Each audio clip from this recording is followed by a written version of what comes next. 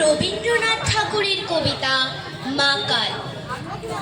গৌর বর্ণ নধর দেহ, নাম শ্রীযুক্ত রাখাল।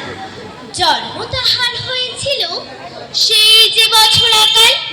গুরুমশাই বলেন তারে, বুদ্ধি যে নেই একেবারে, দ্বিতীয় ভাগ করতে সারা 6 মাস ধরে নাকাল। রেগে মেগে বলেন, বাঁদর নাম দিনু তোর মাকাল।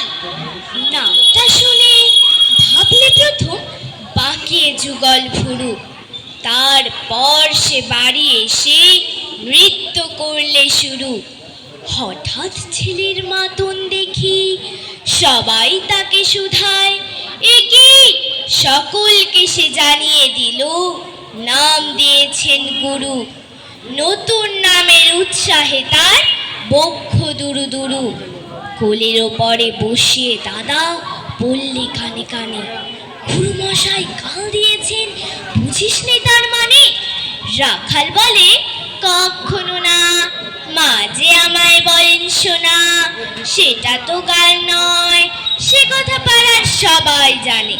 আচ্ছা তোমায় দেখিয়ে দেব, চলো তো ওইখানে। টেনে নিয়ে গেল তাকে পুকুর পাড়ের কাছে। বেড়ার পরে লতায় জেঠা মাকাল ফুলে আছে। বললে, দাদা সত্যি বলো, শোনার যে মন্দ হলো, তুমি শেষে বলতে কি চাও, গাল ফুলেছে গাছে, মাকাল আমি।